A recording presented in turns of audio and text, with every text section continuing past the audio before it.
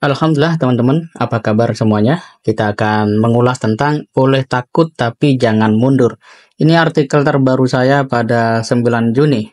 Teman-teman, rasa takut itu adalah fitrah manusia. Artinya seluruh orang, bahkan binatang itu memiliki rasa takut.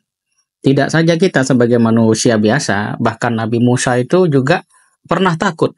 Ya, padahal kita tahu di dalam sejarah Nabi Musa itu orangnya gagah perkasa. Sekali tangannya memukul orang, meninggal dunia orang yang kena pukul itu. Tetapi beliau tetap manusia. Dan karena itu beliau memiliki rasa takut. Pada ayat Al-Quran surat Toha ayat ke-45 itu diceritakan oleh Allah bahwa keduanya berkata, "Wahai Tuhan kami, sesungguhnya kami takut. Dia Fir'aun akan segera menyiksa kami atau akan makin melampaui batas."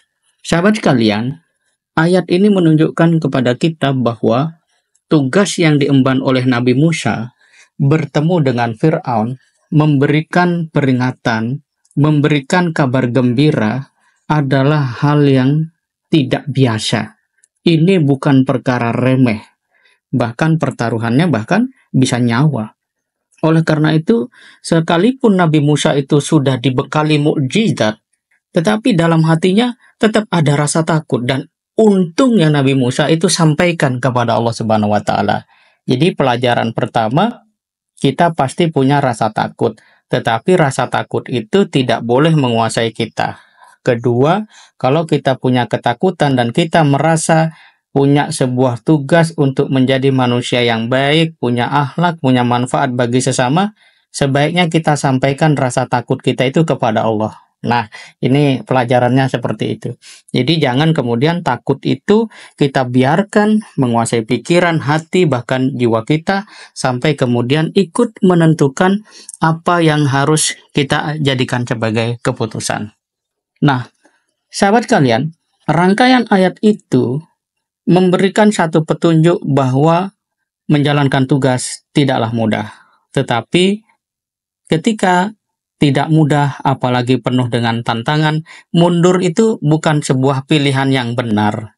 Sekalipun banyak orang berpikir bahwa kalau dirinya tidak efektif atau lingkungan tidak mendukung, sebaiknya dia mundur.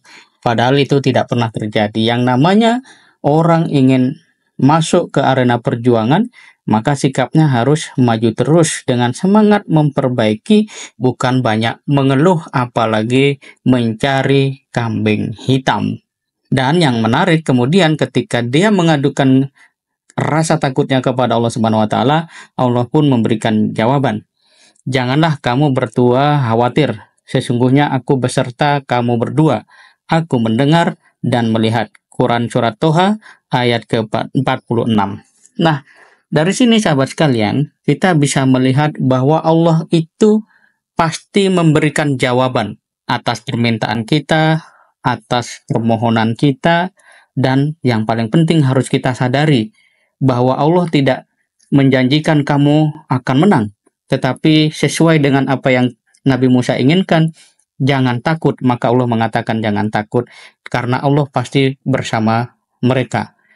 Allah melihat dan Allah mendengar. Artinya, jaminan keselamatan secara utuh dan menyeluruh itu akan Allah berikan. Ini memberikan satu pelajaran kepada kita bahwa siapa yang dalam hidupnya punya sebuah niat, keinginan menjadi pribadi yang bermanfaat dengan apa yang Allah berikan kepadanya, apakah itu kekayaan, kecerdasan, keterampilan untuk menolong agama Allah, untuk meminjamkannya kepada Allah, sudah pasti Allah akan memberikan jaminan.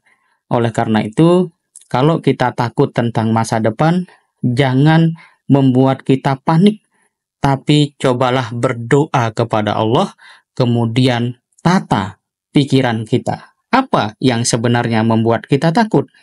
Apakah yang kita takutkan itu rasional? Dan masihkah kita memiliki kepatutan untuk takut? Padahal Allah memberikan jaminan perlindungan.